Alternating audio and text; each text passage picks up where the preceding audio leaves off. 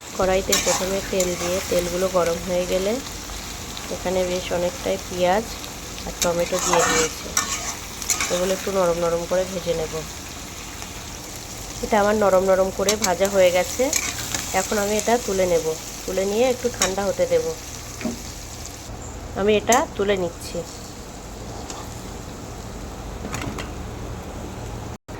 আমি এখানে এটা তুলে নিয়েছি। এটা একটু ঠান্ডা হয়ে গেলে মিক্সচার করে নেব একটু।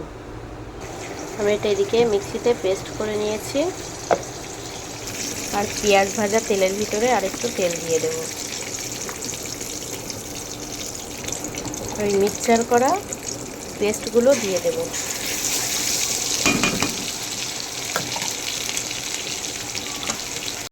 মিক্সচার ধোয়া পানিগুলো দিয়ে দিয়েছি। এখন এটা মশলাটা ভালো করে কষিয়ে নেব। এখানে একটু এগুলো কষানো হয়ে গেছে।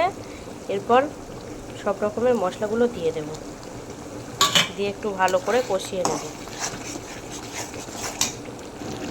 এখন আমি এর ভিতরে একটু আদা রসুন পেস্ট দিয়ে দিচ্ছি। আদা রসুনটা দেওয়ার কথা মনে ছিল না বন্ধুরা, এখন মনে হলো তাই দিয়ে দিলাম।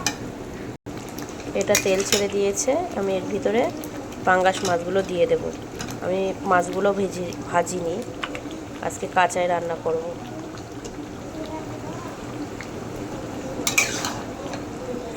ভালো করে মাছগুলো দিয়ে আর একটু কষিয়ে নেব মশলার সঙ্গে। বেশ অনেকক্ষণ কষিয়ে নেওয়ার পরে এখানে আমি ঝোলের জন্য পানি দিয়ে দিচ্ছি। তোমরা তোমাদের যেমন ঝোল খাবে তেমন অনুযায়ী পানি দেবে। আমি একটু ঝোল রাখবো, ওই জন্য একটু বেশি করেই পানি দিয়েছি। এখন আমি কয়েকটা চেরা কাঁচা লঙ্কা দিয়ে দিচ্ছি। আমার ঝোলটা প্রায় হয়ে এসেছে।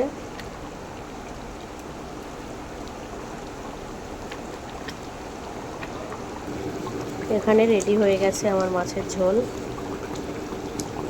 উপর দিয়ে একটু মশলা ছড়িয়ে নামিয়ে নিচ্ছি। এখানে আমার রেডি মাছের ঝোল। দেখো কালারটা কিন্তু দারুণ এসছে।